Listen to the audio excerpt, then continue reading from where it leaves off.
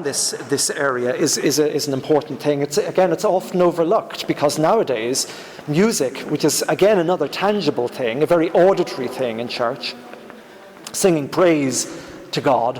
Why stick them up there? Of course, we see them there most often nowadays in all churches. But why did we stick them up there? I mean, when I came to this church first in the time of the Salvatorians, you could see that it was a serious challenge to most of the choir members to get up those stairs. And it was more penance than pleasure, I can assure you. But so it's good to see them having less of an onerous task to sing, by going up there. But why was that designed in that way? Sorry, Felix, I just need to grab this here. And it's an interesting thing. I say in page 71 of this book here, when it comes to the celebration of the liturgy, nothing can replace those timeless hymns which are born from the sacred form of life and which evoke the enormity of what is happening up there. This explains why the organist and the choir are positioned on the balcony at the rear of the church.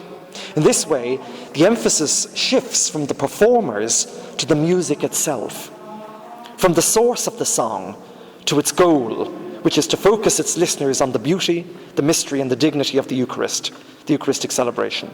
And insofar as the great sacred hymns are drawn from an ancient tradition, they allow us to sing in harmony, not only with the angels, but also with our ancestors.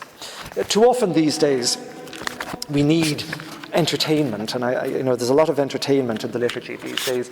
But in the old days, you didn't need that because everything was focused, of course, on the tabernacle. The priest didn't, before Vatican II, the priest didn't turn his back on the congregation. Everybody was just faced towards the east.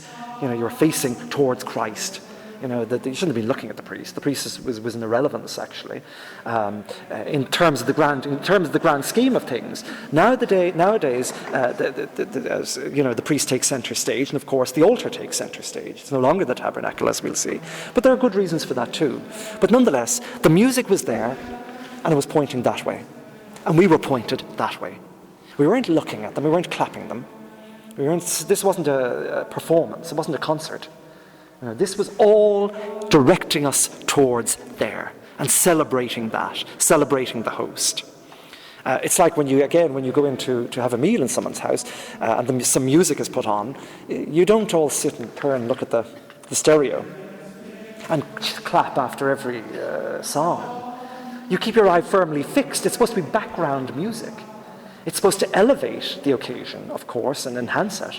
But it's not supposed to be an end in itself, And it's certainly not supposed to be seen, and it's certainly not supposed to be heard over and above the conversation that you're having, or that the host is giving you room to undertake. So the whole point of it was to project you that way, and it became a kind of voice from nowhere.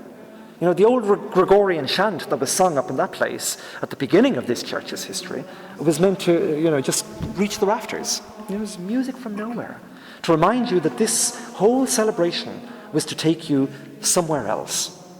It wasn't to leave you there, enjoying your pleasures. It was to take you somewhere else, into something greater than yourself. But it's a timely reminder that this is not a concert, and it's not in the visual age. I know it's important to people get bored very quickly because they want constant stimulation. They need constant stimulation because we live in an age of an image where they're constantly bombarded with images and with entertainment. And kids need to be entertained from dawn to dusk. So there has to be a little bit of that. But nonetheless, we lose the sense of what it is to sing in church when we make that a focus of our visual attention and when it's not there to enhance what's going on around the table.